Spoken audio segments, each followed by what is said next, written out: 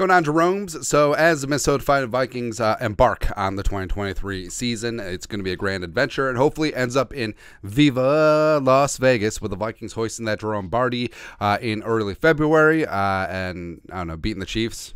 Beating the Bengals, I don't know, something like that. But either way, Kirk Jerome, Ezekiel Cousins hitting the parlay of regular season MVP and Super Bowl MVP, or JJ, one of the two.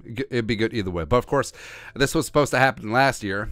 Hashtag Goal Glendale, but didn't quite work out. But it's perfectly fine. But ESPN's Bill Barnwell, the grand poobah of the writing staff over there, did up a piece called "How Every NFL Team Can Win Super Bowl 58." Now, yes, our feelings about ESPN are pretty well known, but Barnwell, it's pretty decent, pretty good here. So Vikings ranked 16th, middle of the pack, go figure.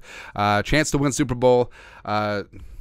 So I don't like when they do Roman numerals. So this is 58. Super Bowl 58. There you go. 2%. Chance to make the playoffs 48.7%. So 50-50 with Crystal Ball making the playoffs, and 2%, 1 out of 50 to win it all. That's great. What if the Vikings don't regress? That's an excellent question, my friend. Oh, Billy. In my decline column, I looked at teams that were similar outliers to the Vikings and found examples of the past that drastically improved their level of play to sustain the record for the following seasons.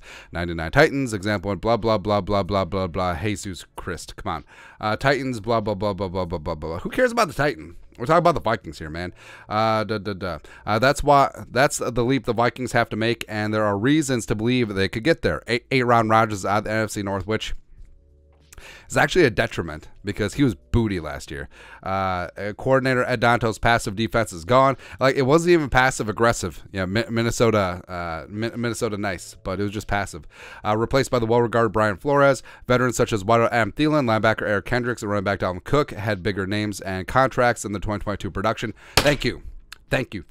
Someone finally said it. Again, love all three of those guys, but they had their time in the sun. Sun had set. It's entirely possible new rivals, including edge rusher Marcus Davenport and cornerback Byron Murphy, unlock a new level of play for Minnesota on the defensive side of the ball. Next, even if the Vikings get back to the postseason, the presence of Kirk Cousins at quarterback means they're hopeless, right?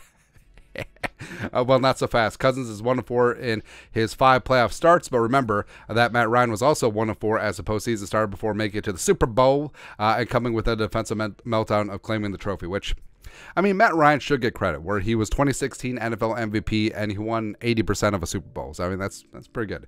Ryan didn't win the big game, but Peyton Manning was 3-6 in his first 6 trips to the postseason before winning 4 straight and a Super Bowl in 2006. That's right.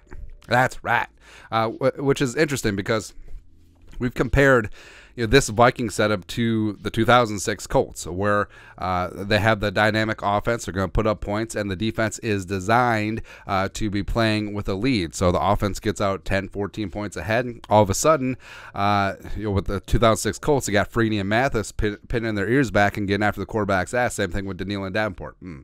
Cousins obviously isn't up to Manning's caliber. Rude.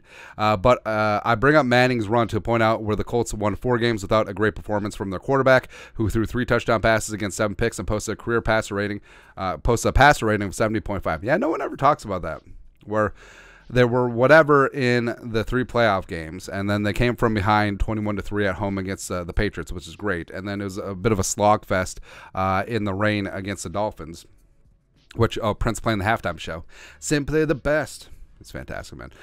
But if he can get them into the postseason, the rest of the Rooster might do enough to bring their quarterback along for the ride. So it's a bit of a backhanded compliment. Hey, Kirk Cousins might get him there, but then once they get to the playoffs, maybe the rest of the Rooster can carry him. But I really don't care either way. It's like, honestly, whatever happens, get into the dance, win a couple playoff games, get to the Super Bowl. Kirk Cousins could have a quarterback rating of -16, throw 17 picks, but if the Vikings win the Super Bowl, I do not care.